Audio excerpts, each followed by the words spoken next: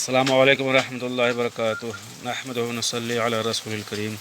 عزیز بچوں، آج ہم کتاب التاریخ سے چوتھا سبق خیر البشر غار ثور میں پڑھنے جا رہے ہیں۔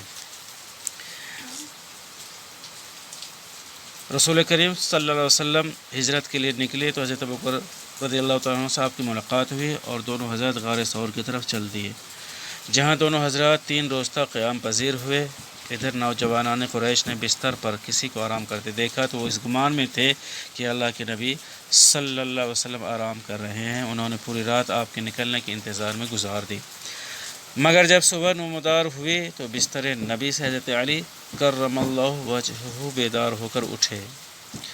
مشرکین یہ دیکھ کر ششدر رہ گئے اور وہ بخوبی سمجھ گئے کہ ان کا یہ مکر رائیگاں ہو گیا، ضائع ہو گیا، اور نبی کریم صلی اللہ علیہ وسلم بعافیت یہاں سے جا چکے ہیں۔ انہوں نے چہار جانب ان کا سراغ لگانے کے لیے جاسوس بھیج دیے، پتہ لگانے کے لیے جاسوس بھیج دیے، اور ان سے کہا تم میں سے جو کوئی انہیں پکڑ کر لائے گا اسے 100 اونٹ دیے جائیں گے۔ کچھ تجسس کار ڈھونڈنے والے غار ثور تک پہنچے تو حضرت ابوبکر صدیق رضی اللہ تعالیٰ عنہ کی آنکھیں اشک بار ہو گئیں۔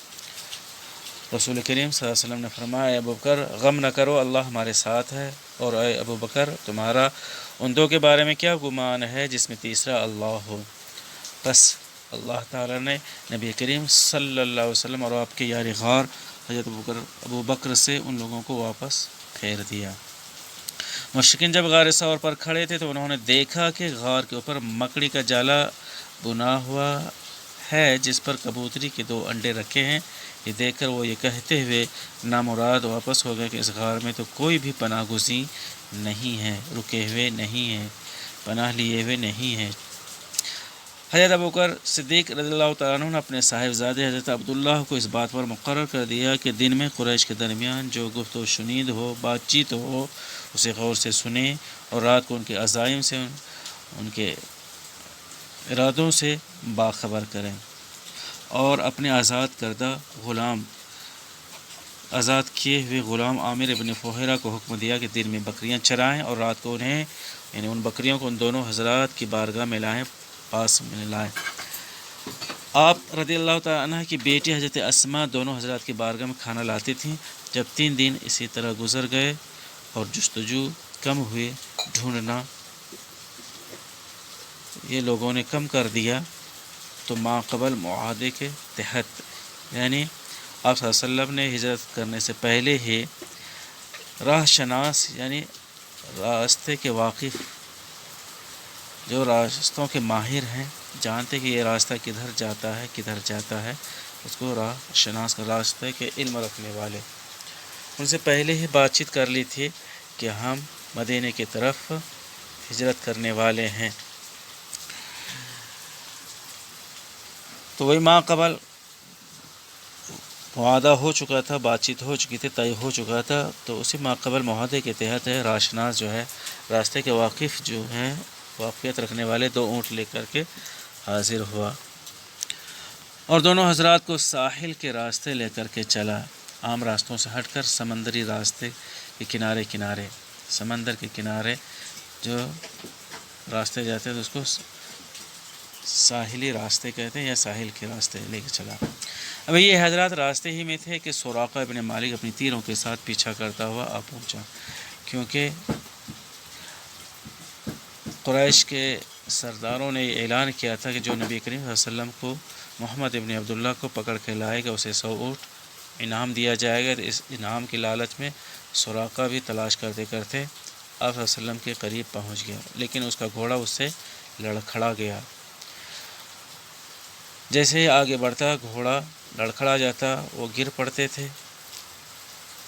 پھر جب لوٹا تو اس کے اگلے دونوں پیر زمین میں دھنس گئے، پھر کوشش کی، اس پہ سوار ہوا، پھر گھوڑے کو دوڑایا تو دونوں پیر زمین میں دھنس گئے گھوڑے کے۔ تو یہ دیکھ کر سمجھ گیا کہ یہ سب رسول اللہ صلی اللہ علیہ وسلم کی وجہ سے رونما ہو رہا ہے، ظاہر ہو رہا ہے۔ چنانچہ اس نے آپ صلی اللہ علیہ وسلم سے امان کی درخواست کی، تو اللہ کے نبی صلی اللہ علیہ وسلم نے اسے امن کا پروانہ عطا کیا، اسے امان نامہ لکھ کر کے دے دیا گیا۔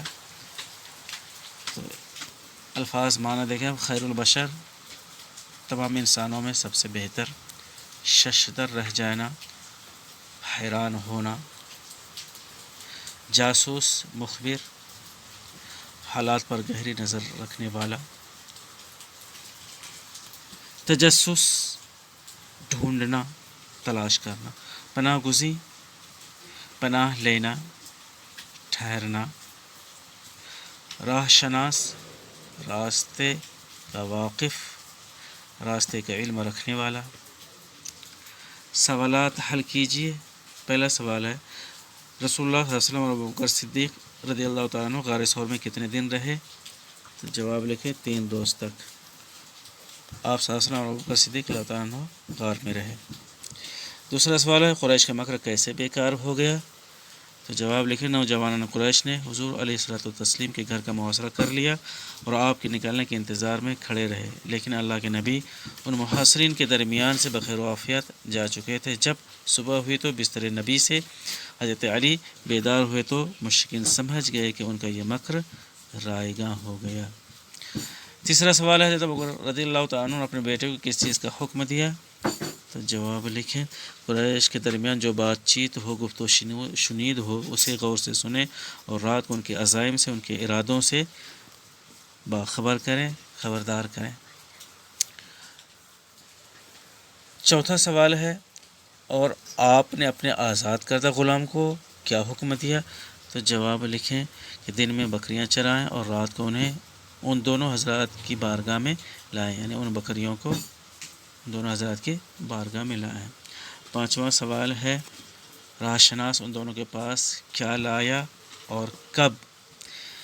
تو جواب لکھیں جب 3 دن گزر گئے اور جستجو کم ہوئی، تلاش کم ہوئی، تو ماقبل معاہدے کے تحت راہ شناس 2 اونٹ لے کر حاضر ہوا یا 2 اونٹ لایا۔ چھٹا سوال ہے راستہ میں کیا واقعہ پیش آیا؟ تو جواب لکھیں سراقہ اپنی تیروں کے ساتھ پیچھا کرتا ہوا آ پہنچا، لیکن اس کا گھوڑا اسے لڑکھڑا گیا، پھر جب لوٹا تو اس کے اگلے دونوں پیر زمین میں دھس گئے۔ یہ دیکھ کر وہ سمجھ گیا کہ یہ سب رسول اللہ صلی اللہ علیہ وسلم کی وجہ سے ہو رہا ہے، چنانچہ اس نے آپ صلی اللہ علیہ وسلم سے امان کی درخواست کی تو اللہ کے نبی صلی اللہ علیہ وسلم نے اسے امن کا پروانہ عطا کیا۔